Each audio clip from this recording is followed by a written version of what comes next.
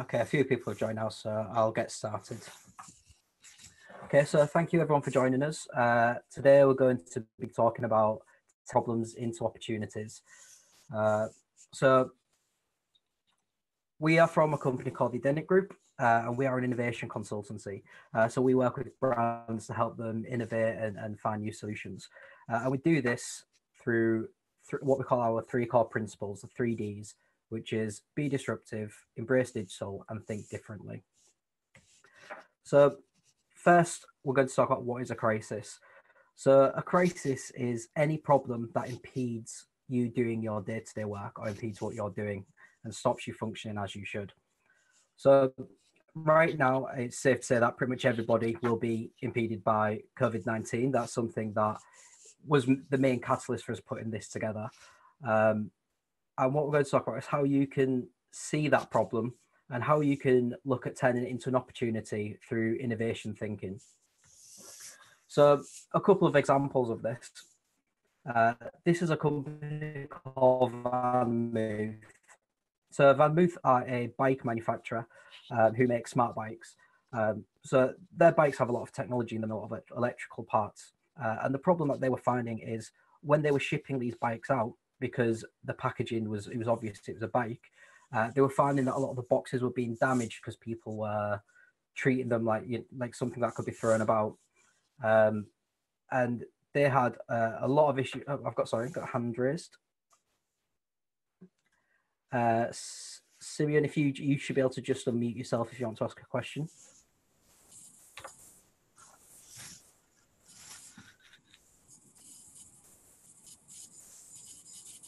Did you have a question there, Simeon?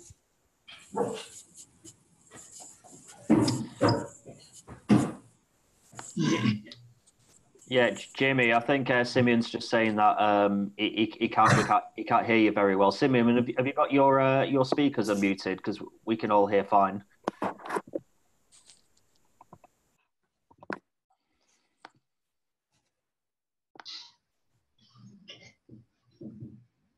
I think, is everyone else able to hear okay? Yeah, I can hear fine, Jamie. Yep. Okay. I'll carry on and try to talk a bit more loudly so you can all hear me. I can't hear either. You have a problem with sound as well? Okay. I'll try and talk more loudly so that everyone can hear more clearly.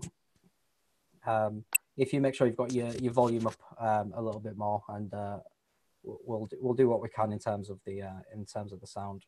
Yeah, other attendees can hear Jamie. I'm getting messages here, so okay.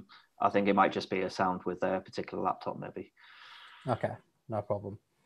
Okay, so VanMoof were having issues with the packaging being destroyed and getting damaged during transit. So they were thinking, how can we stop these boxes from being damaged? How can we get people to realize that there's something more fragile in there? So rather than just putting fragile stickers on there, they put the picture of a TV on the box. So they convinced people that there's a TV in there. This instantly stopped all the boxes being damaged. So every bike was delivered, or the majority of bikes were delivered without any damage. But as a side note to that, they also received a huge amount of press and praise for this creative way of addressing the issue, which actually resulted in more sales for the company because people were sharing these images across social media. Another example is bubble wrap. So not many people realize, but bubble wrap was actually originally invented as a wallpaper. So it was created to be a wallpaper.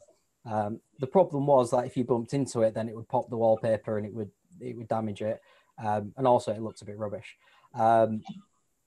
So this essentially failed as a product, but the company were looking at it and saying, well, what are the other properties of this thing we've developed? How else can we use it? And obviously one of the main benefits of it is its protective capabilities. And that's why now most packaging and boxes that are sent have bubble wrap or some variation of to protect it. Now this is probably my favorite example. Viagra was actually originally created to reduce blood pressure and for hypertension, And one of the side effects was obviously the use of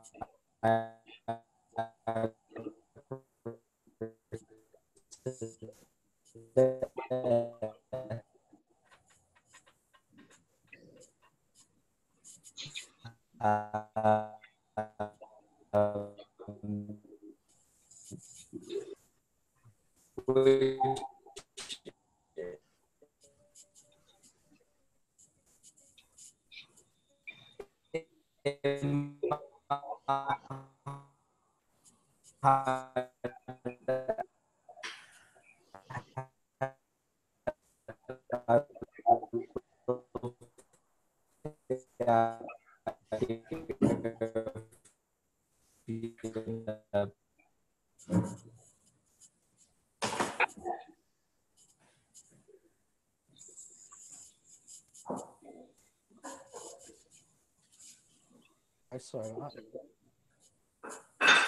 Let me just get that again with you. Right, so this is a more local example. So Drive is a taxi company based in Hull. And actually, these guys recognise that we don't have Uber in Hull or anything similar. And they recognise this as a unmet consumer need. So they essentially created their own app to match what Uber would give to the area.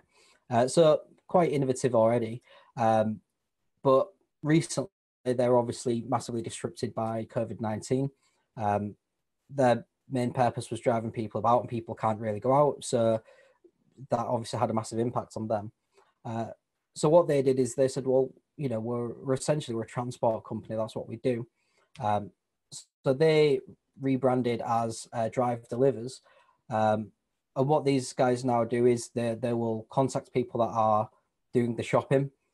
They will ask where they're shopping from local suppliers, and then they will go pick that up and take it to your house to stop you having to leave the house. So they took what was a major issue for them and turned it into an opportunity. So talking about these examples is great, but how do we actually do this? How do we take an issue and turn it into an opportunity? So the first step, or what I think is probably one of the most important things, is identifying what your brand is. So what is your purpose? So this thing on the right we call the brand triangle, and it's split up into three sections. We have the foundations, the expectations, and the purpose. So this particular example is looking at an innovation-based company or an R&D company. But when we look at the foundations, that is the things that you physically need to do to facilitate the business that you run. So that could be, if you're manufacturing, it's the processes used to manufacture and how you create what you create. When we look at the second tier, expectations, these are goals that you're aiming to achieve, but are smaller, kind of ever-changing goals. So if you are a healthcare brand, for example, it could be to produce a certain amount of medicine. If you are a manufacturer, it could be to sell products in a certain region. And the top tier is the purpose. And this should be something that you are never able to achieve. If you actually do achieve this, then in essence, you should be putting yourself out of business. So this is the vision of what your brand aims to do. So for example, if you're a healthcare brand, your vision may be to make everyone in the world healthier. So in theory, if you make everyone in the world healthy, then you've essentially put yourself out of business. So it should be something that you never achieve. So if you can identify what that purpose is, what your vision is, it gives you scope to then look back at your goals and the foundation of what you do and start to change them and look at new ways to adapt. So as an example, Dyson, we all know for making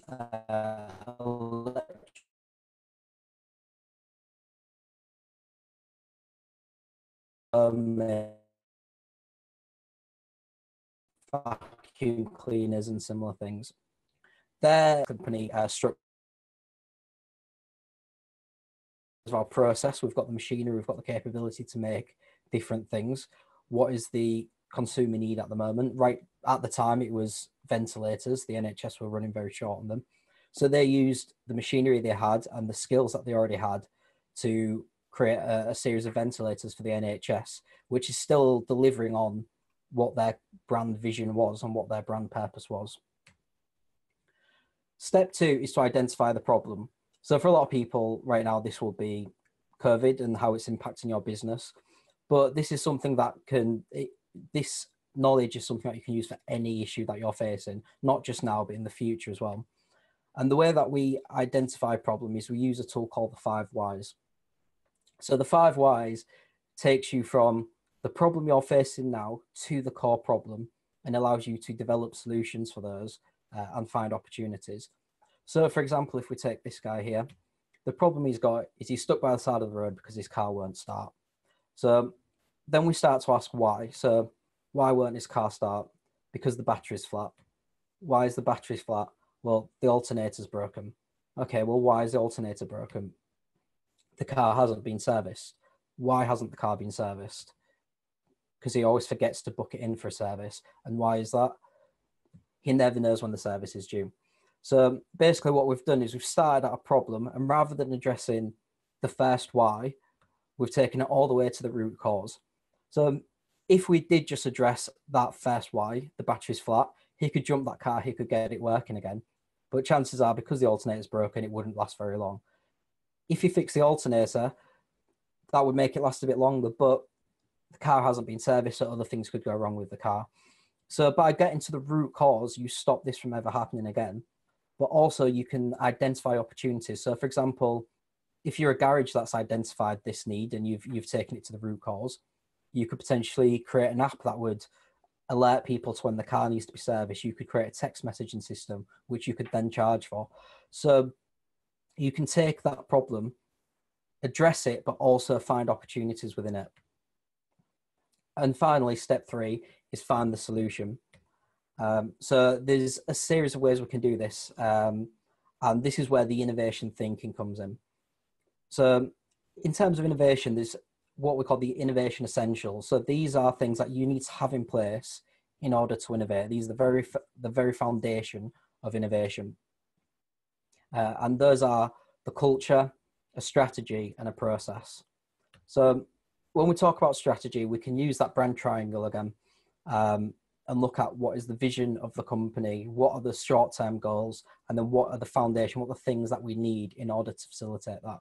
And if you start at the top and work your way down, you can adjust all those things under that vision based on what it is you think that you do as a brand to find new opportunities and look at what unmet consumer needs there are to adjust what you do.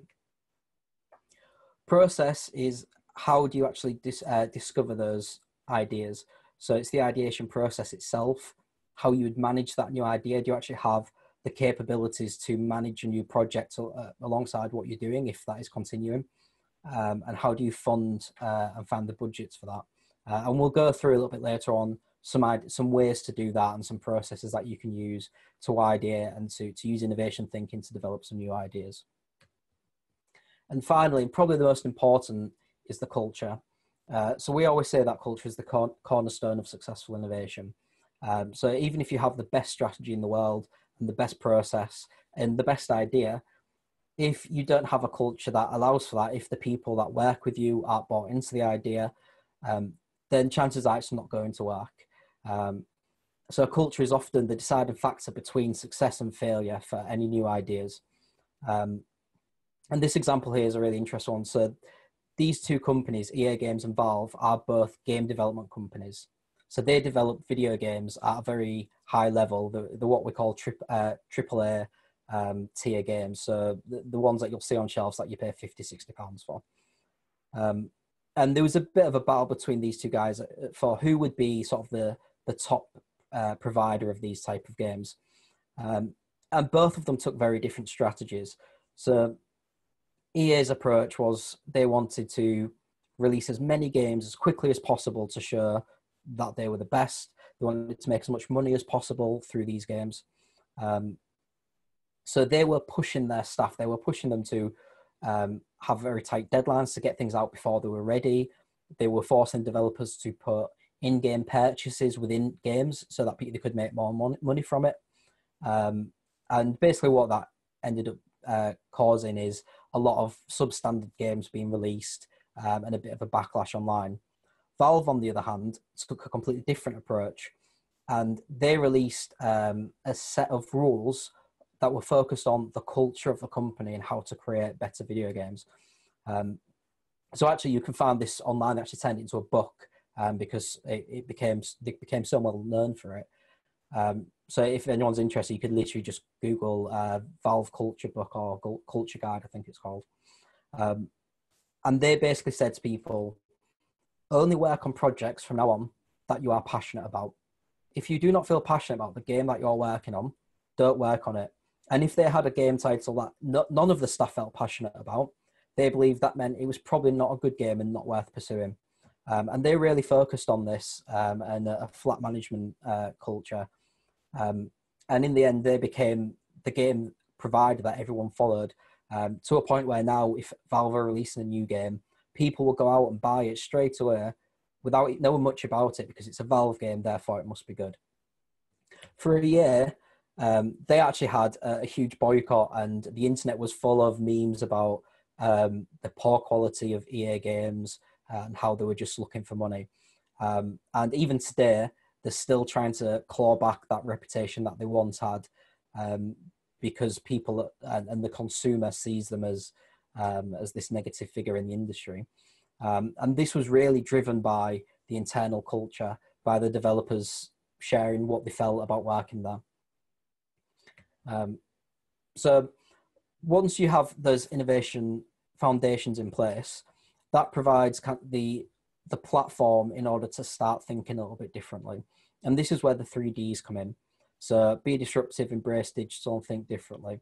And we'll go through them in little bits and sort of explain what we mean by each of them. So when we talk about be disruptive, Jimmy, sorry, can I just interrupt just really quickly? Yeah. Folks at home, I know that we're having some internet gremlins at the moment, so apologies for that if you're getting a lot of freezing and you're missing bits. If you do miss anything, just submit a question throughout, and we're happy to just answer as many questions as possible at the end. I think the internet's just been a bit naughty with us at the moment, so thanks for bearing with us. But just submit a question if you miss anything, and we're happy to address it towards the end. Sorry, Jimmy, I just wanted to dive in there because we're just getting a bit of freezing and things. Yeah, no problem. Okay. So when we talk about be disruptive, disruption is one of those buzzwords that we hear a lot and a lot of people talk about, but not many people actually understand what that means. So basically the coin was first, the phrase was first coined by this man. So his name is Clayton Christensen. And he was writing an article for the Harvard Business Review about corporate failures. In particular, he's writing about Kodak. And he said that basically Kodak were disrupted by new and smaller companies that had entered the industry. And he described a disruptor as something that is a small idea, small change-making idea that starts small, enters into a market, and slowly builds and builds until it's displaced the people at the top of that industry. So if we look at some of the most popular brands of today, so things like Uber, Netflix, Airbnb, Uber is arguably one of the biggest taxi companies in the world, despite the fact they don't own a single taxi. Basically, they thought different. They realized that it was kind of a pain point for users ordering taxis where they didn't know how long the taxi would be, where it is, how much it would cost, trying to get hold of one at 2 a.m. when you've had a drink. So they basically created a way to facilitate that and to make it easier for people. And by thinking a little bit differently about it, they completely dominated that landscape and became the biggest taxi company. Netflix, similarly, were in competition with Blockbusters. They were able to think of a new way of delivering that service. They thought beyond what the industry norms were. And now Netflix, as we know, is probably one of the biggest companies around. And unfortunately, Blockbusters isn't with us anymore. Airbnb did a similar thing with hotels. And the last logo is Babylon, which is a fairly new app. But Babylon basically allows you to speak to your GP over the phone. So basically, it's a teleconferencing tool that allows you to get a diagnosis quickly without having to wait in a doctor's waiting room. So all these companies were able to think a little bit differently differently about the industry that they're in. And as such, they are disrupting that industry and displacing people that have been at the top for a very long time. So if we put that into numbers, the graph on the left shows something from the S&P index, which is basically an index of companies in America. And what it's showing us is the corporate lifespan of businesses over a period of time. And what we're seeing is that companies are finding it harder to exist for long periods of time as they were previously because of this disruption, because of smaller companies entering the marketplace and disrupting what they do. And this report by Insight that created this graph found that half of the companies that are in this index today will be replaced over the next 10 years, mostly by companies that aren't even in existence yet. So companies are developing all the time. People are able to start companies from the back bedroom now with technology, and they're disrupting well-established companies and legacy industries. That takes a nice on to digital. So digital, we still embrace digital because we don't think everything needs to be digital. The solutions you develop don't need to be digital solutions. But digital is a great catalyst to help you develop these ideas, whether that's managing them, finding information you need, or rolling them out. So when we're talking about digital, we're talking about the use of physical or virtual technology to aid in a function or operation. And this can really be seen if we look at businesses in the past and sort of how businesses are run today. So a business in maybe 20, 30 years ago, in order to be a sizable business, a business with a global reach would need to have an office, large infrastructure, lots of people doing lots of different jobs in order to keep it functional and to help it grow. Where the same business nowadays only needs to look like this. So there's huge amounts of examples of businesses that have literally started from one person and an idea, and using technology has been able to completely dominate marketplaces. So this example is from a computer system called Google DeepMind. So Google DeepMind is a machine learning computer, and machine learning is basically when most computers can run operations and run functions that are pre-programmed. We tell it how it works and how it does things. Machine learning computers can think for themselves in a way, so we can give them variables, give them a challenge, and it's able to look at the different parameters and come up with a solution. So this example, Google gave Google DeepMind a humanoid figure and gave it essentially a course to move around. And they said to it, figure out the most efficient way to make this humanoid figure get from A to B. So they hadn't taught it anything else. They hadn't taught it how to walk. It had never seen a human maneuver before. And basically within 3 days, it was able to figure out how to walk and then how to navigate all these obstacles.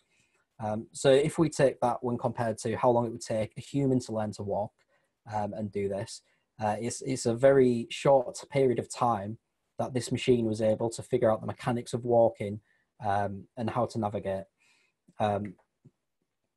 So this is from a company called the Emerging Future, and they were looking at technological advancement. So they said that over the next 5 years, they believe that we would be 32 times more technologically advanced than we are today. And the main reason for that growth is the technology that we develop, things like machine learning, things like the smartphones that we have today, they're allowing us to develop further technology and advance what we know and what we do. So it's kind of like a snowball effect. The more technology we develop, the more technology we're able to advance beyond that. So these guys looked over 5 years, and then they essentially doubled that and looked at what would happen over a 10-year period. And over 10 years, they found that we would be 1,000 times more technologically advanced. And again, this is thanks to the technology we develop helping us to develop further technology. And when they looked even further, over 20 years, they thought that would be 1 million times more advanced when it comes to technology. So these seem like really dramatic figures to think that in 20 years we'll be over 1 million times more advanced in terms of technology than we are today. But if we think about things like, this is the first smartphone developed by IBM, and this was developed back in 1992, so not that long ago. And when we look at this compared to the smartphone technology we have nowadays, and the phones we all carry around with us, many people are running businesses almost entirely from mobile devices nowadays. And those mobile devices are helping us develop new technologies. So we can see just in that short period of time how quickly things are advancing. And if we look at when the first color screen phone came out, which again wasn't too long ago, between then and now, look at how quickly that technology is advanced. And a great example of this is virtual reality. So consumer virtual reality headsets are actually a very new development in terms of how long we've actually been able to access them and develop for them. But already these are being used in engineering and science to play through scenarios and test things that we weren't able to do safely before. And this is massively enhancing our capabilities and what we know. So this one innovation has had huge implications on our technological advancement. And thirdly, and for me, probably what I think is the most important, is thinking differently. So when we talk about innovation thinking, we categorize people into two areas of how they view innovation. So there's the people that play not to lose. So these tend to be incumbent businesses. These are businesses that are already in existence, have already gained a certain amount of traction, and they already have consumers to keep happy. They may have shareholders, they may have people that are invested in that business. So their main focus is to maintain what they do today. They don't want to change the status quo. They don't want to lose that position. So a lot of their innovation strategy, a lot of what they're doing to change their business model is based on keeping the balance they've already got and playing not to lose that. Whereas when we look at the other side of it, these are what we call the disruptors, is people that are playing to win. So this tends to be the mentality that we get from startups and new companies. They don't have that same level of dependency. So they're able to think a little bit more radically about what they do. They're able to think completely differently, and they have a slightly fresher view on the industry. So the longer that we work on something, the longer we work within an industry or in a job, we start developing habits and the same way of thinking, where people that are new to that will have a fresh approach and a slightly different way to think about it. And I think that's summed up really well by this quote. So Sophie Hackford is an editor for Wired magazine, which is a large technology magazine. And during a seminar, she said that legacy companies have too much to gain from the present, think too much about the future. And this tends to be one of the biggest stumbling blocks that we see in our clients when we work with them and talk about innovation. So people have phrases like, but that's what we've always done, or, but we're making money doing this now, and unwilling to change. And a great example of this is Kodak, as we mentioned earlier. So Kodak at one time were one of the largest camera manufacturers around. They made film-based cameras. They're extremely successful in what they did. But basically they lost that market share when digital cameras came about. So people started moving over to digital cameras. It was more affordable. It was more convenient. But the interesting thing about that is the first digital camera was developed by Kodak. So they actually developed this themselves. They developed this technology, but they didn't want to move away from what they did. They thought, well, we're making so much money selling film. We don't want to pursue the idea of a digital camera because it puts us at risk. So they developed it, and then they kind of left that. They never pursued it. Obviously, after this, lots of other people started looking at digital cameras. They started developing them and selling them. And that ended up putting Kodak out of business, or pretty much out of business. So they already had that innovation. It was their idea, but they were unwilling to think differently about what they did. And in the end, that was their major downfall. An example of someone that's doing it right. So this is called the Little Red Book. And for anyone that joins Facebook, When you join as an employee, they send you out the little red book, and this is a guide to their culture, essentially, the beliefs that you need to have to work at Facebook. And this contains lots of different sort of quotes and bits of information about how they see the company. But one of the main things in it is right in the middle of the book is a black page with the writing, "If we don't create the thing that kills Facebook, someone else will." And I think that's a great way to view this. Their belief is that something will come along at some point that topples the Facebook empire and changes what it is. So they can either carry on what they're doing and wait to be disrupted, or they can be the disruptors and find that themselves.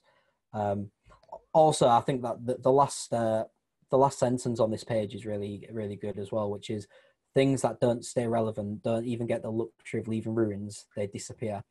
And I think this just really sums up well the way of thinking and being able to think differently and the cost of not thinking differently.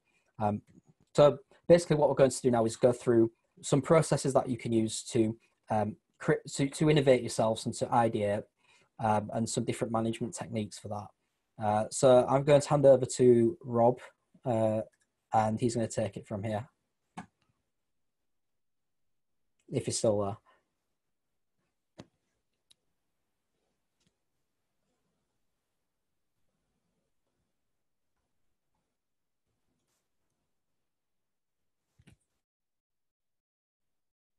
Hi guys, can you hear me now?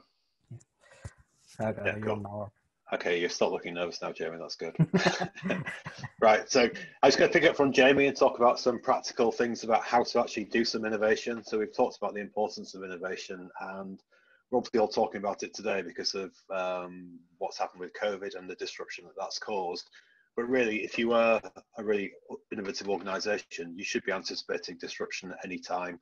It can happen for as a result of many, many different things. So if you're an education company, then, you know, or if you're an educator, then obviously you've had a significant disruption today because all the kids are not at school. So you're using that, so the catalyst of the pandemic is basically forcing you to look at how you innovate, how you do your, provide your education service.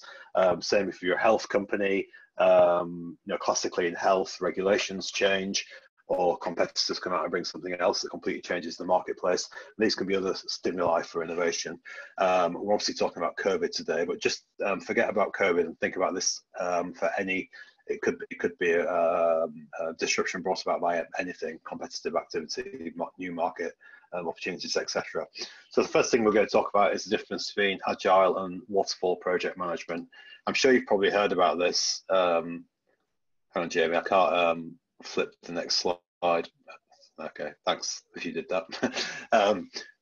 Classically, project management is done by waterfall processes. That's where you get from A to B in a linear line, where you plan a project, you create something, you test to see that it works, and if it works, you launch it.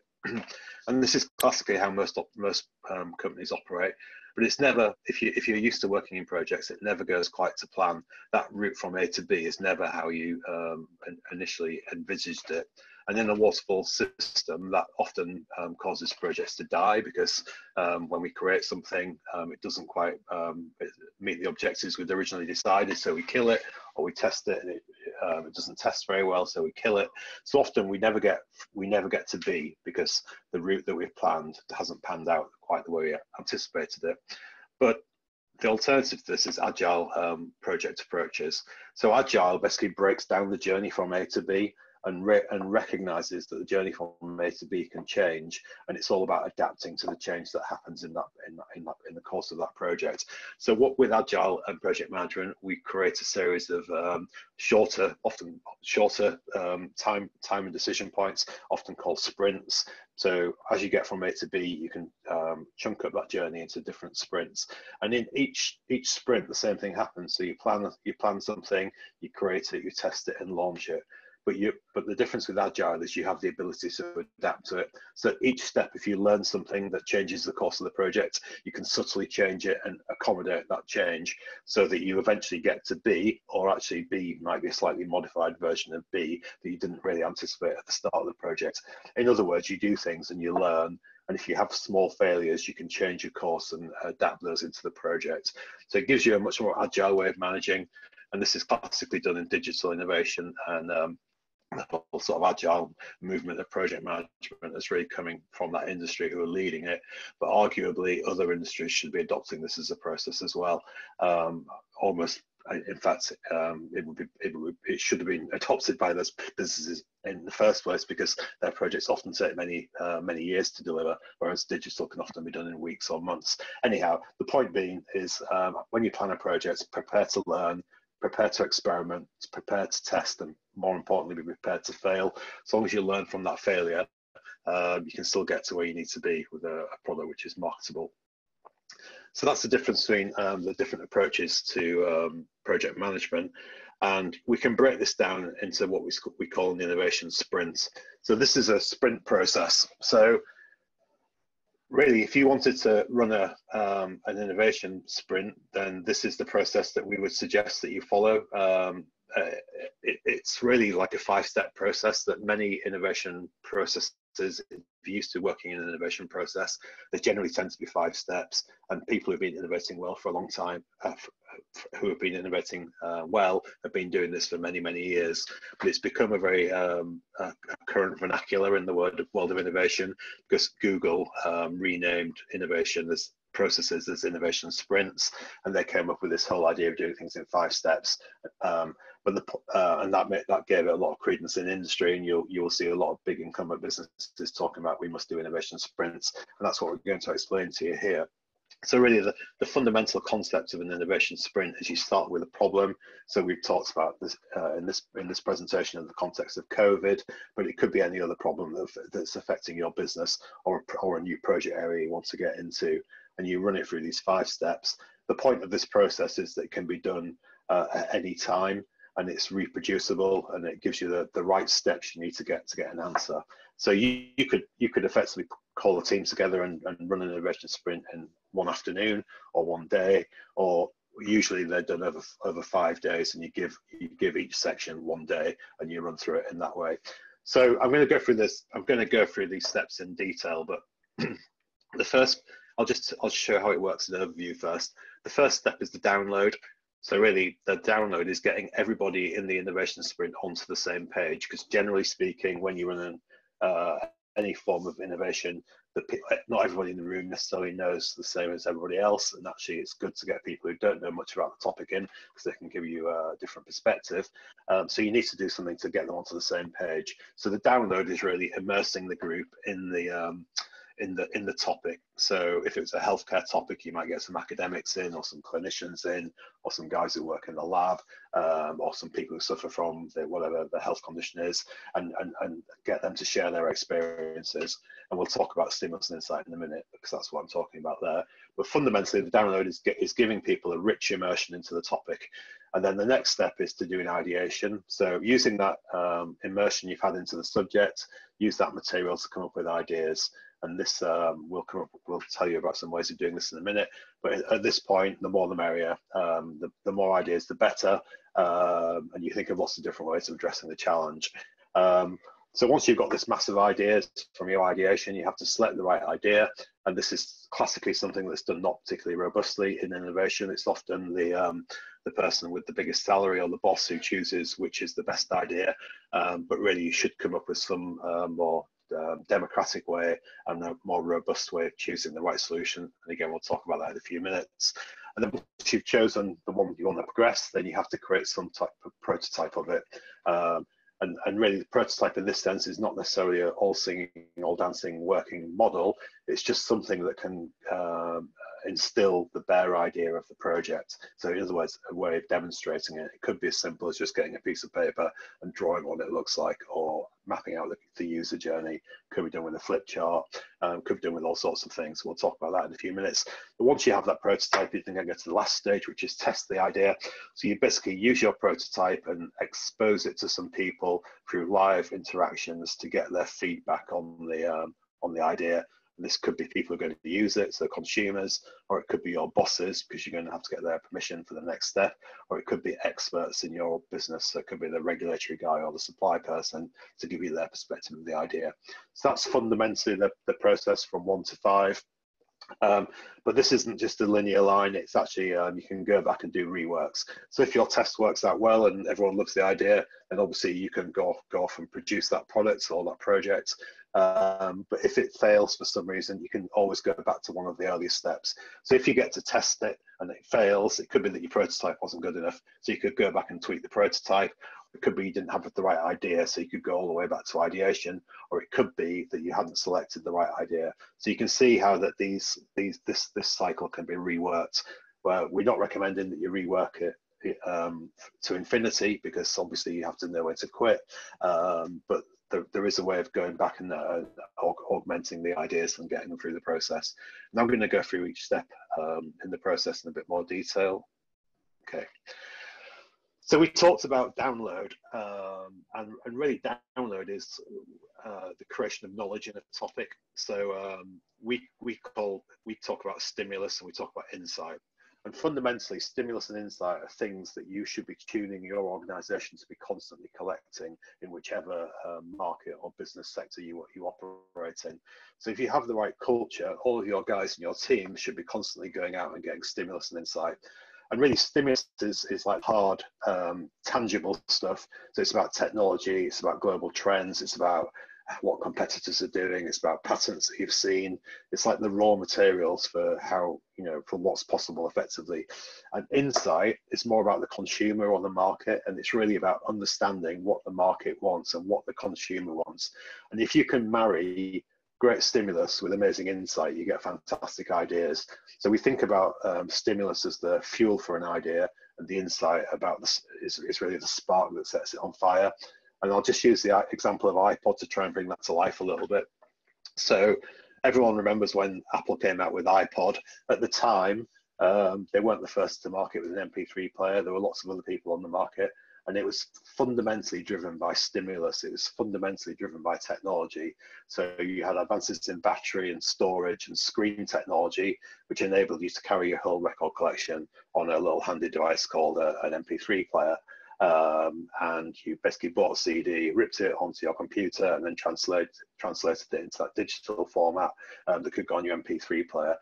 So everyone who was looking and following stimulus at that time were coming up with their own MP3 players, and arguably Apple's wasn't even the best MP3 player. But what set them apart in the market, apart from a great design, was the insight that they'd gathered. So they'd spent a lot of time looking at how people feel about music and how they consume music, and they'd found an insight which is really High Fidelity by Nick Hornby, or seen the film. This is exactly what those guys in the record shop do.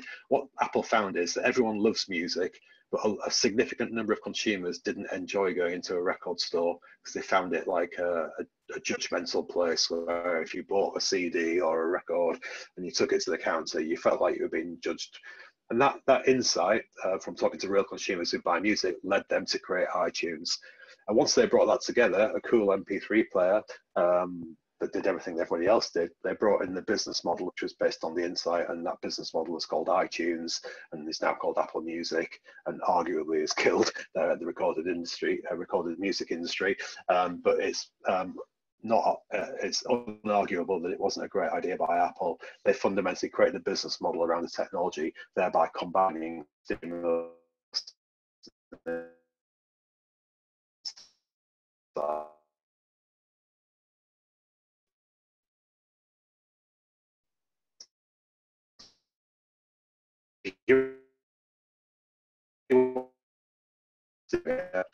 go to the next. Sorry guys, I'm not seeing the it's not allowing me to flick over. Yeah, here we are. Thank you.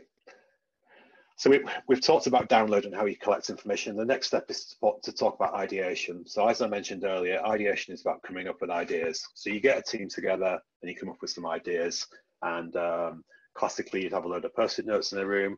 But some of the key things around ideation are seeking a diverse group of people's inputs, because if you just talk for this or brand for 30 or 40 with the same ideas, or they're going to have their own pet projects which they want to progress. What's so often a great thing to do, and particularly to get different stimulus and more importantly different insight, is to go a little bit beyond the obvious in bringing people into this team. So you might want to, if you're working in an R&D team or a marketing team, they would generally be the people who would come up with new ideas. But you might actually want to go to the factory floor and talk to the guy who a million of your products a year, because they'll have a very different perspective on how that product performs and what it could do. Bring that into this forum, you'll get some cool ideas.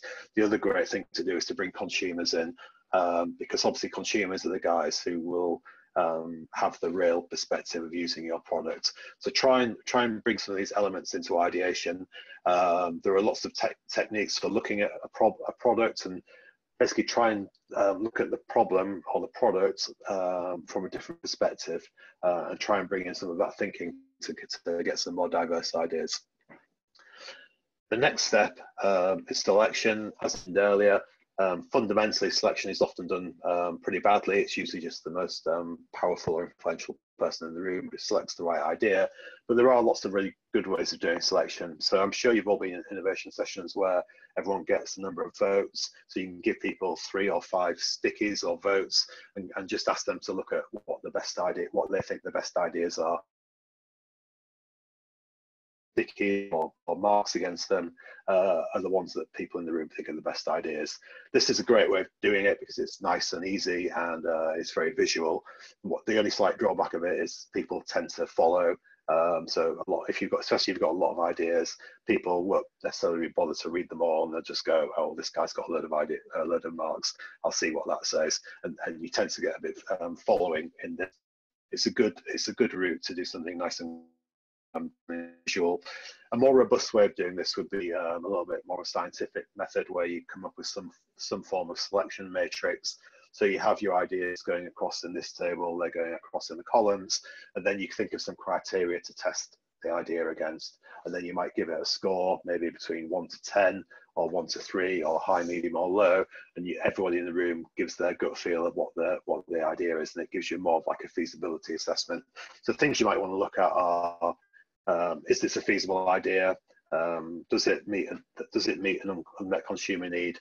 What's the chance of it working? How much is it going to cost? How long will it take us to do? Those kind of things could form a nice simple matrix for you to test an idea. So that's selection. The next point is prototyping. So as I mentioned before, prototyping in this case is not going to the factory and build 1 million of the pieces and prove that it's technically feasible. It's just about creating something that allows you to demonstrate to someone what the idea is. So in other words, convey the concept to the audience, and the audience in this case are the test. So prototyping really is it should be done in the most efficient way possible. You don't have to spend hours or months trying to come up with the best prototype.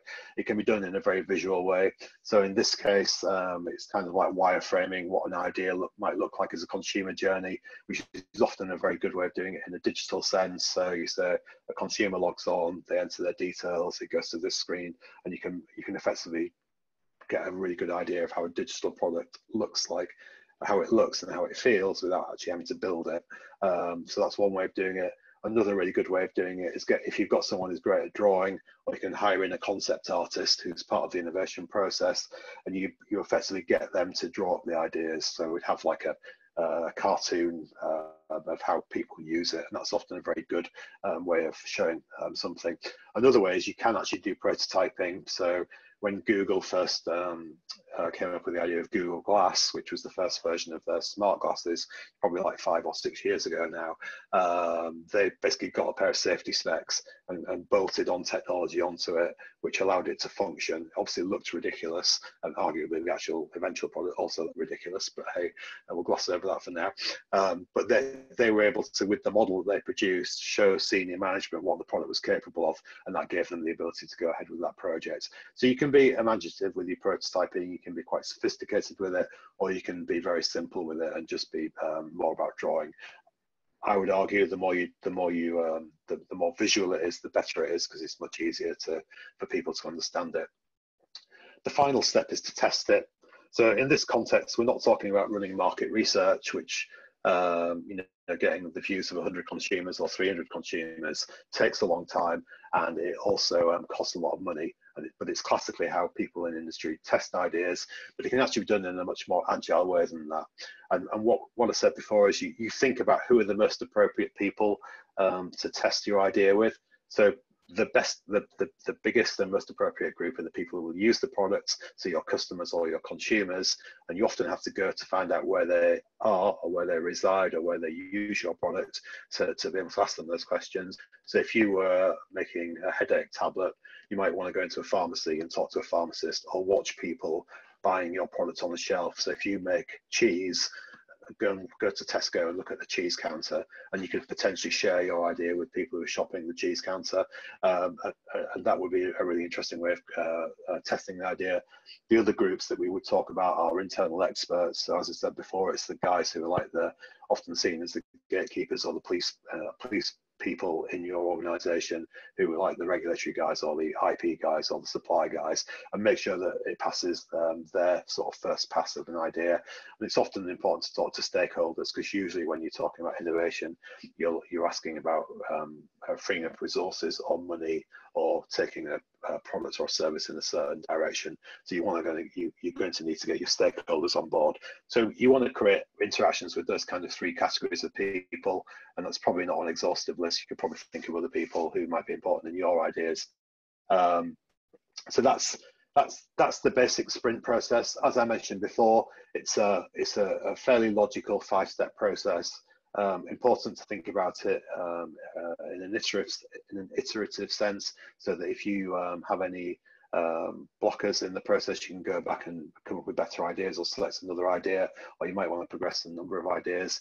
And also think about it as an agile process, in the sense that you don't have to develop 5 days to this. You can do it very, very quickly. So if you wanted to solve a small problem that you maybe have in your office, you can very quickly get a group of colleagues together and effectively run this 5-step process in an afternoon or over a day.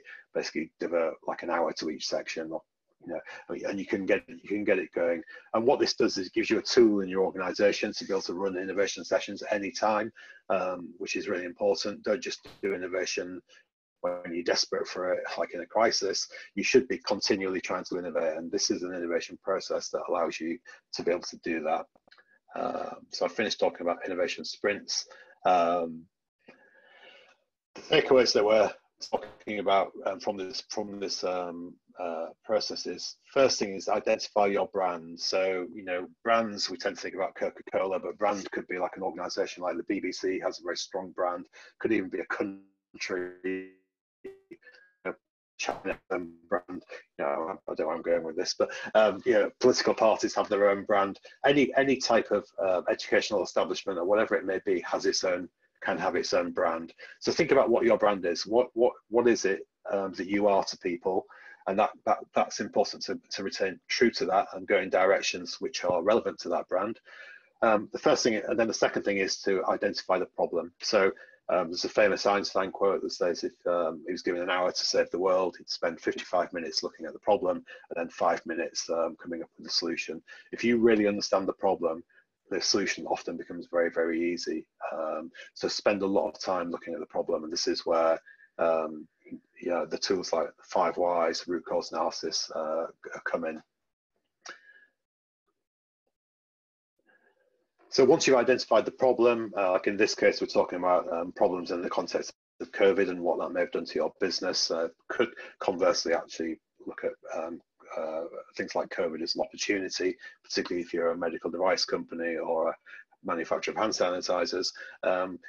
But anyway, once you've identified the problem, then whatever that unmet consumer need is or market need, then you have to find the solution. And we talked about the sprint process as being a great way to come up with solutions.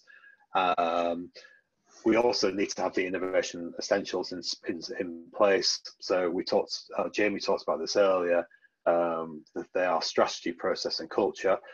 Just to recap on that, strategy is really, where am I taking my brand? Where do we want to be? Do we want to be the #1 takeaway company? Do we want to have all of the taxi rides in the world? Do we want to be the world's biggest pharmaceutical company? All of those things are kind of like strategy.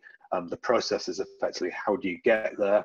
and the culture is how you enable that. And it's really, really important, as we mentioned a few times in this presentation, that if the culture is not right, you will often not get innovation, because people will be scared to take risks, they will be scared to raise their ideas, or they might not feel they're rewarded for them. So there are lots of different elements of culture that you need to get right in an organization to succeed here. We talked about the 3Ds, be disruptive, embrace digital, and think differently. Again, just to recap on those, be disruptive. I mean, in this case, we're talking about a disruptive situation coming out that's effectively come from left field, and that was probably pretty hard to predict, although people were predicting it for many years now. But fundamentally, you need to be alert to disruption and where it may come. In this case, we're talking about a global pandemic, but it could be your factory is going to be flooded. It could be that your competitors just brought out a product which makes yours obsolete. If you're not agile and continually thinking about how you might be disrupted, you're at risk of being disrupted. And just try to stay ahead of that by continually adopting some of these behaviors. Embrace digital. We're not saying that digital is the be all and end all of innovation. And in fact, not everything has to be digital, because obviously it often just doesn't make sense in the user case. But you'd be foolish not to look at digital, because it has such an amazing power to make your business more efficient, to do things more in a more streamlined manner, but also to take your product to market in a much more efficient way than manufacturing something in a factory and distributing it around the world. And then finally, thinking differently. All organizations tend to think in kind of a constrained way, because we tend to employ people with a certain academic background. There's a culture that is quite similar in most sectors, and often industries are regulated, and all of that constrains the way we think. To try and make a real effort to think differently, and that often means going outside of the company and talking to different types of people, most importantly talking to your consumer. We talked about project management and the difference between waterfall and agile. But fundamentally, waterfall is a journey from A to B, which is very linear, but we all know from working on projects that journey is often anything but linear. And because we don't recognize that when we plan a project, we often get frustrated by projects, or they're killed before we get to B, because we've been inflexible in our journey from A to B. Agile management, agile project management is a much more flexible way of doing that. It recognizes that the journey from A to B doesn't always have to end up at B as the solution. It could be a different version of B, but because of what you've learned on that process, the different version of B is going to have more value for you.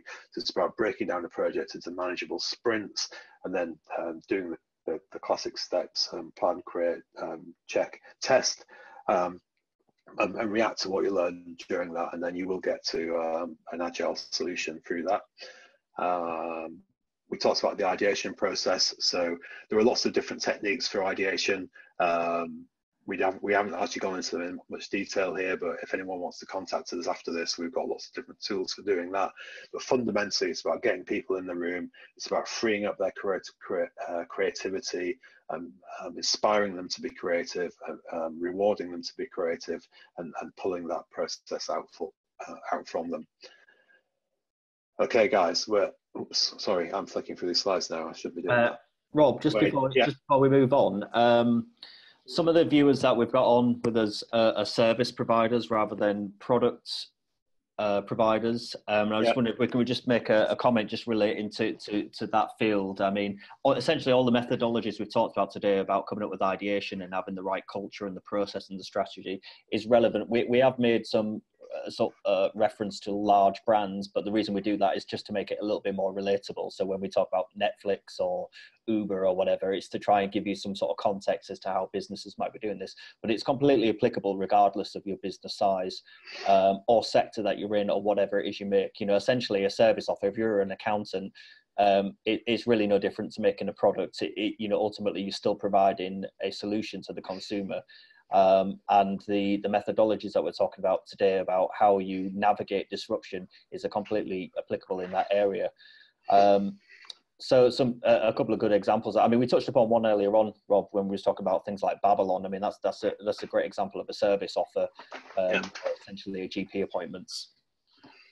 Yeah, exactly. I mean, if you're a classic product person, a classic product company, then actually a really great way to innovate is adding a service on top of your product, and vice versa. If you're actually a classic service industry, often you can add a product onto your service. So looking at different ways of generating revenue is really important. I think for most service providers, you will probably already thought about digital, and fundamentally, digital gives you a massive understanding of your consumer, the footprint, the information you gain from them is a great way to be able to innovate further. And yeah, we think of product as could be a physical thing, it could be a service that you provide, or it could be a digital thing. It's an interchangeable product. And as Wayne said, the innovation sprint and the general principles that we've talked about here work in all of these cases. I mean, you look at a company like Amazon, for example. They're a classic service company in the sense that they provide the service for, started as a bookshop or whatever it was originally. Now you can pretty much buy anything. That service has evolved, but they've also started to do a lot of product. So you look at the Amazon Echo, there's lots of technology, their doorbells, they're doing all sorts of things where they're now bringing product into that realm as well. But it's all interlaced with a service and becomes part of an ecosystem. Yeah. So guys, just before we move on to the next bit, is there do you have any specific questions based on what we've spoken about so far? Feel free just to type a question out or raise your hand. I'm aware that we had some internet gremlins and there's a lot of freezing going on and stuff like that, so there might be some core parts that you missed, so feel free just to shout out or ask away, and we can try and answer any sort of specific points that are related to your industry or your business. But fundamentally, in what we've been talking about today in terms of methodologies, first of all, we're in a very extreme situation at the moment. Of course, everyone's talking about COVID, and it has, as Rob touched upon, it has kind of come from left field, and it's pretty much disrupted every industry in every sector in every part of the world. So no matter what it is you do, you've probably been affected by this. The point we're trying to raise from today is that you should be thinking disruptively and thinking about innovation all the time. You should have a culture of innovation, and it's a term we use. We say innovation always on. And whatever your business is, whether you've got 3 people in your business or 3,000 people in your business, you should be able to build a culture that enables that to constantly be navigating and being agile and thinking about what it is that your business does, and then how it lends itself to a wider offer. So if your core revenue stream is just from one particular thing, you make one product or you offer one service, ask yourself how that can be transferable to another offer. How can you take what you've got in terms of your skill set, in terms of your knowledge, perhaps in terms of your machinery or your infrastructure, and apply that to something else? A good example is the events industry, which has been massively struck. So if you're in if you own a venue perhaps, or you put on gigs or anything like that, anything to do with events, they'd be massively affected because essentially nobody can go and do anything. And we were speaking to an events provider down in Bristol the other week, and essentially they've taken everything that they do in terms of they're an events production company, so they kind of put in lighting and sound and do all this kind of stuff that you see at big award shows and things like that. And essentially they've taken their knowledge and their infrastructure and transferred that to actually the education sector, which we never would have seen coming. And what they've done is they've used their tools to facilitate online learning for schools and for colleges and for private providers. And it just means that all of the stuff that they have within their warehouse, if you like, that they would usually use at an event, they've actually repurposed to enable people at home to be able to take part in online learning. And there's lots of different examples of that. But the way they were able to come up with that is because they had a culture of innovation. So they were constantly thinking about, what is it that we do? What is our purpose? What is our value? What is the problem that we resolve? And if you get to that core value of what you are about as a business, and then you start applying some tools like the sprint process, which we've talked you through today, you can start coming up with loads and loads and loads of different solutions about how you can navigate sort of disruptive periods. Just some various questions here. Is there advice or information on how to protect a product, how to apply for a patent or trademark? Do you want me to go that way? Yeah. Yeah. Obviously, the often seen as the biggest protection is a patent. The problem with patents is actually they're very, well, you have to have something that's very novel and will pass scrutiny about being novel. It has to prove that you've had an inventive step, and that's often very difficult. But the big problem with writing a patent is you've got to write a lot of detail, and it's an art form, and you probably need a patent attorney to write that for you, which is going to cost quite a lot of money. Also, the other problem is if someone infringes your patent, firstly, you have to know about that. Secondly, you then have to take them to court, which again costs a lot of money. And the other problem with a patent is you actually have to disclose your intellectual property. So in other words, a lot of people today don't worry about patents because if you're a digital innovator, for example, and you have to disclose everything, all of your IP and know-how, then that's often seen as a bigger risk than not having a patent. So actually know-how is the best, it's often seen as a better form of IP. But if you're a big organization who has patent attorneys and you can use those guys, then by all means write a patent. So that patent is just one sort of form of IP. I personally feel that know-how is actually really interesting, because if you can keep something secret, then that's just really that's always protected unless you tell someone about it. And things like, you know, the recipe for Coca-Cola, classic examples of trade secrets. And the other thing about patent is it only lasts for 20 years, whereas trade secrets are obviously last forever. You mentioned trademarks. Trademarks again are very important, because if you want to call your business or your product a funky name, then you have to check that nobody else owns that trademark. And there are lots of different classifications for trademarks. I think there's about 40 or different classifications, and you trademark your name in the appropriate classification. If it's taken by someone, then when you apply for your patent, or your trademark rather, the Intellectual Property Office sends the guys who have got similar names a letter, and they can obviously stand against your trademark and it won't be granted. The other thing to think about in the current world is obviously think about the digital domain, that obviously URL. Often your URL or your web address, particularly if it's a digital product, is actually more important than a trademark, because you need to have that web address. And obviously lots of those are taken now, so you have to often be very imaginative or creative in which suffixes you use or how you name your company. So there are lots of different elements to IP, and often actually just being the first person to do something, or being the person who does it in the best way, that's often the best form of IP. So if you take something like Facebook, for example, you know, the actual concept of Facebook or Uber is per se not patentable, but they've executed those companies in such a great way that people have basically bought into them, and their whole brand is effectively their user interface, which again is another form of IP. So sorry, I hope that answers your question a little bit. Yeah. I mean, ultimately, what we're talking about here is being able to just continuously be able to navigate. I think one of the strong points that we raised earlier on today is, and it seems like a very basic point looking back, but it is so relevant, and that's the 5 whys. You know, so whatever it is that you're doing today, whatever the disruption, I mean, obviously we're all experiencing the same disruption at the moment, but particularly for your business, whatever the problem is, for, you know, if you own an events venue right now, you can't get footfall through the door. So that would be an example of disruption. People can't buy tickets, they can't come to the event, therefore we're not making any revenue. So if you start looking at where you can reapply or redistribute what it is that your offer is to make it applicable for, you know, I hate this term, but this kind of new normal that we're in at the moment, and run through this sprint process that we talked about looking at new ideas for how you still provide that experience or tailor that experience for this new world. You'd be very surprised with what you come up with. What I would suggest, and what we've said to lots of people, is to try a little test. I mean, we're kind of doing this video conferencing now, which everyone pretty much has access to.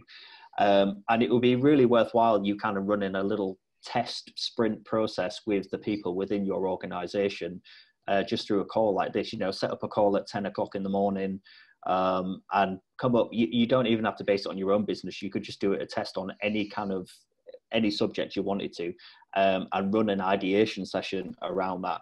So you're looking at the insight and the stimulus that Rob talked about. Okay, so what are the things that we need to know? What is the information that's affecting it? then running a bit of a pie in the sky, if you like, ideation, so anything goes, just start throwing stuff into the hat, then running some form of selection process. Okay, what's the realism of those ideas that come out? What are the best ones we can choose out of it? Then running some form of basic prototyping. And as we touched upon, if the prototyping, it doesn't have to be complicated, and you don't need to be doing anything fancy with it, really. It might just be a case of drawing something out, or drawing out perhaps a user journey, or what this might look like, what route the consumer would take to experience that. And then the testing can be done even internally. You could do that just within the stakeholders of your own company.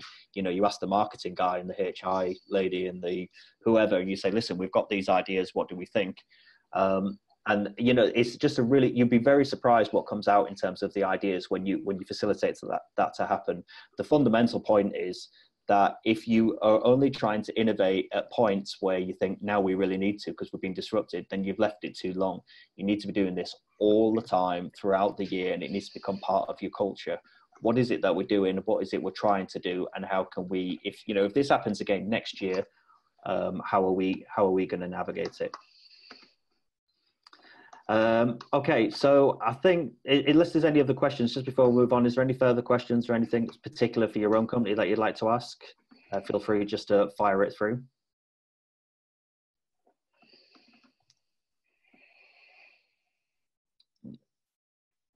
Okay. Okay, so if we hand over to, we still got Mark on the call.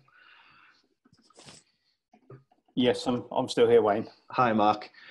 Yeah, Mark, I'll just introduce. So Mark is from Winning Moves, a business support consultancy, and Mark, you can talk a little bit more about the further support that's available from the Growth Hub, and try and just get a little bit more information from the viewers at the moment about how COVID is affecting them and the things that they might be interested in looking at moving forward.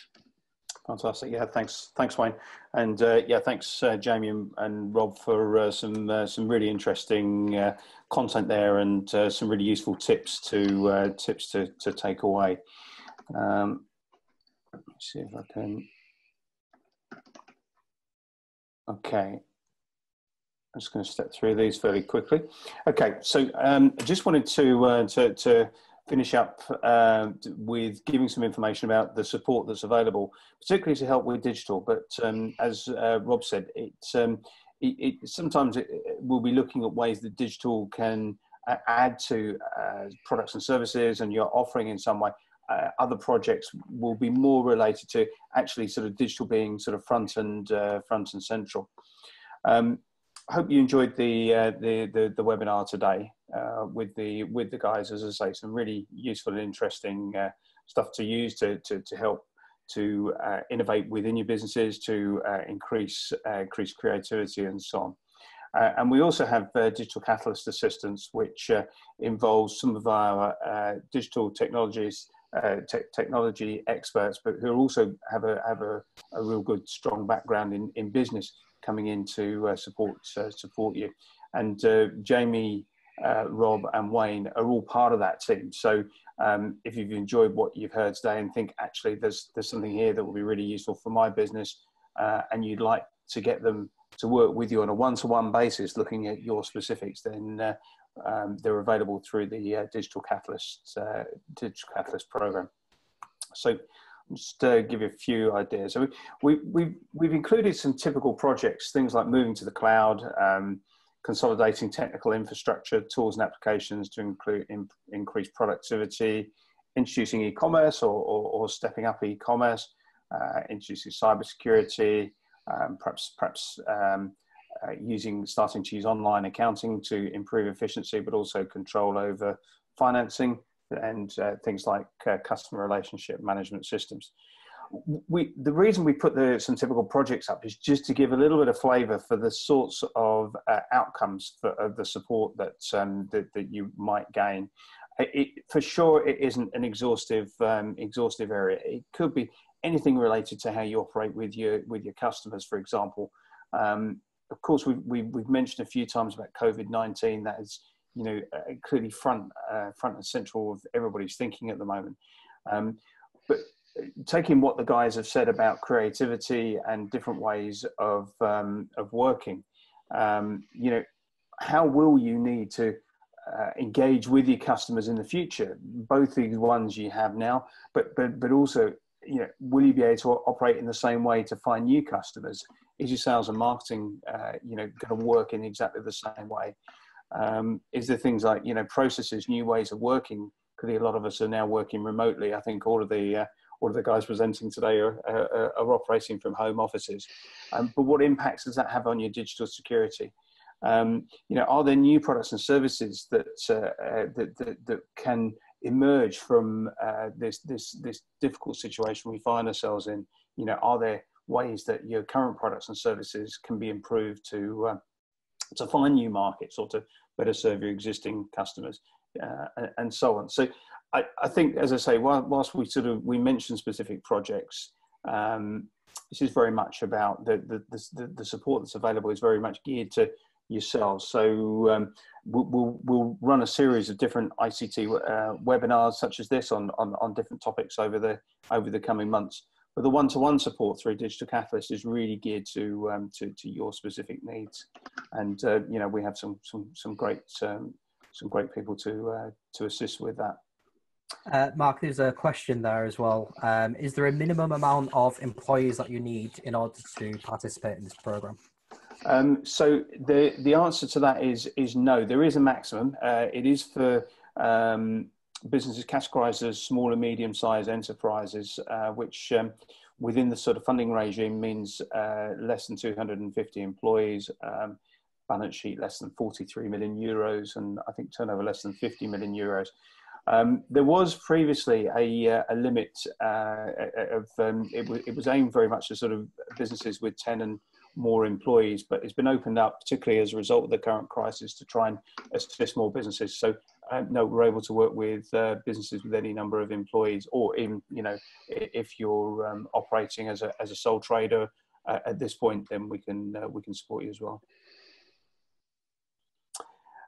So yeah, I mean, so clearly the areas we'll be looking to assist with, looking to identify technologies that can add value. But also, with the experience of the team, we have no agenda, so we're not tied to any particular technology provider. We literally, our sole goal will be to assist you to find the right technology at the right price that is going to, that will make the most difference to your business. We'll also look at the knock-on effect that changes will have on the existing technology. Yeah, obviously see how well that integrates with what you do, but also looking at ways of how you can then continue to enhance and improve and embrace technology going forward, and how you can manage that ongoing process. So I think some great reasons to get involved. Our team have sort of done it pretty much, got the t-shirt for most of the issues that you'd be likely to identify. So, you can sort of fast track through the pain of sort of, trial and error to get to the right answers. We are very much about sort of providing impact. This isn't, just want to spend a bit of time with you and so on. We really want to sort of roll our sleeves up, work with you, and generate real and sustainable improvements into the future. Okay, next, yeah. Okay, and there's a number of yeah. So I think some of these would be reiterating a little bit what we've said earlier, but clearly at this moment, probably more than any other, agility and flexibility are absolutely key. But of course, we are in a particular situation at the moment. These are characteristics and competencies that are going to be essential at any time. So it is very much about sort of finding better ways of operating, looking after your team, working with your customers, and improving efficiency. This is the telephone number and contact details, web link as well, 01482 686 700. That's the hotline to the Digital Catalyst team. You can email us at digitalcatalyst@winningmoves.com. And there's a link to growmysme.co.uk, which is part of the Humber Growth Hub offer. There's a series of support areas around finance and growth, but also obviously, of course, around digital. So you can get more information through the link there. The offer has changed a little since we started. So there is some updates to do, and there is a lot more flexibility. One of them I mentioned was obviously around the idea of the number of employees in a business, but also we're much more open to or able to offer a wider variety of digital technology support in different areas. So if there's any area of digital support needed, they're pretty likely that we're going to be able to assist you. Yeah, Mark, just before you wrap up there, just to say that to the people watching, I know that everyone's going to be in a little bit of panic at the moment, and everyone's really concerned about what the future might hold for their business. And you can be assured you're not the only one. Just about every company in the country and the world probably is thinking exactly the same thing. But just to touch upon some of those points earlier on, that you can navigate around these things, and forgetting about COVID-19 and just thinking more wider, you'd be so surprised about how much you actually can do when you start thinking a little bit differently about your offer, and particularly embracing digital. As we said earlier on, you don't have to be digital, but at the end of the day, we're very much a digital-led world now, and that is becoming a core component of being disrupted. So by embracing just some of that technology, and feeding it into your business and tying it into the way that you operate every day, you'll be really surprised the new disruptive ideas that you can come up with, and your ability to navigate it is there. And this program, Digital Catalyst, is here to support you to do that. I mean, it's free support for any business to be able to access and just change the whole approach. In future, when there's future disruptions, and there will be future disruptions, hopefully not as graphic as what we're experiencing now, but there will always be disruption from any number of causes, and your ability to navigate that is going to be paramount. So we really welcome you to get involved and take part in these initiatives, because they are here to help you. I think it's really useful at the start to have some hand holding, isn't it? Because it's in terms of innovation and so on, and creativity, I've heard it, I've seen it several times, where if you ask the question, the biggest difference between those people that think they're creative and those that think they're not is simply that they think they are. So we've all got that creativity that can be unlocked, and there's nothing like working with you guys to help unlock that, and to just give people a little bit of a process. So once they've been through it once or twice with you, they've got an asset and a tool that they can just use again and again. Regardless of what the outcome is, there's a real great sort of problem solving and creativity technique that you can take people through, that they can use again and again. Yeah, I mean, Adendic Group work with companies all over the world, and I can tell you they're from every different sector you can imagine, and every one of them has their own barrier and their own problem. Again, forgetting about COVID-19, they're not selling enough products, it's costing them too much to make, or they don't have a strong culture, or their infrastructure is costing them too much, they're not environmentally clean enough, whatever it might be. It's not just about growth, it's also about reducing barriers and adapting to what is an emerging world for a whole number of different reasons. And it's often hard to see that when you're in your own business, definitely, because sometimes you just can't see the wood for the trees, because you're naturally trying to navigate what you've always done and what you've always known, and trying to keep pushing it forward despite any barriers that are holding you back. So an external eye and an external ear coming in and sort of helping you navigate some of this, it really is an enlightenment.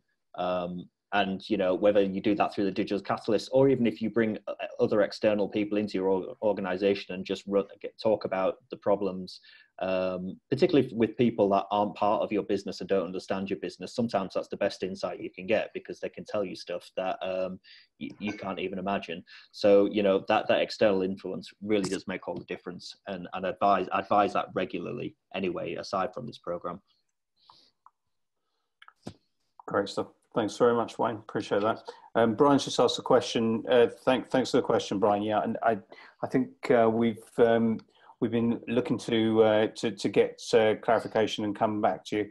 I think what I'll do, Brian, if I may, is give you a call after the session. I'm keen that we move on getting the support arranged for you that you've been asking for some time. So if that works for you, I'll give you a call straight after the event. Yeah, Mark, and I'll let you discuss with Brian personally on his particular issue, but I can tell you I looked at a couple of government webinars on this, and you're right, there is actually access available. It's not actually available on the Innovate UK site yet, which is where I think you're going to need to go through it, but it is supposed to be coming in anytime now. It's imminent that they launch it on there, and as I understand it, you would apply for, depending which element of the grant you're going for, you would apply through that. And also, as I understand it, they're looking to roll the payments out for those awarded pretty much within the same month. So they're trying to do like a fast track innovation thing. So I think everybody's kind of trying watching to find out specifically how quickly they can access it. But yeah, I'm sure, Mark, you'll find out the information before. Hopefully before everybody else, and then we can you can share the knowledge. Indeed. Great stuff. Great. Okay, I think that brings us to the end of the webinar. I appreciate obviously everybody attending and sharing your valuable time with us, and obviously from me a big thanks to Jamie, Rob, and Wayne as well. Just wonder if there is any happy to take any final questions before we close. If there's anything anybody wants to raise, I know we've taken a few already. Oh, it's worth noting, Mark, actually, just while I've got it in my head, there's and it's something maybe you can discuss with Brian when you speak to him as well, is that there's a new top-up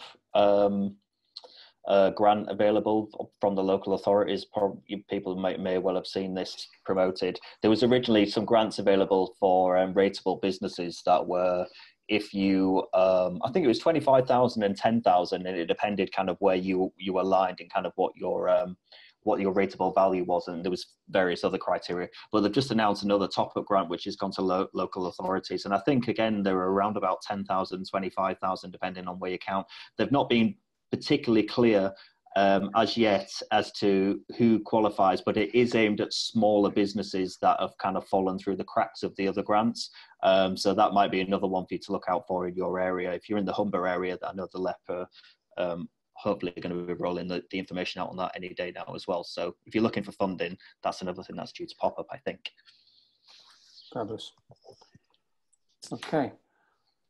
I don't think there's any final questions. So again, big thanks to everybody for participating, both panelists and obviously you as for the businesses attending. Without which, obviously, it wouldn't be the same. We wouldn't be running these. So thank you for your participation and interest, and look forward to seeing you next time. Thank you. Thank you, guys. Take care. Bye bye. Thank you. Bye. Bye bye.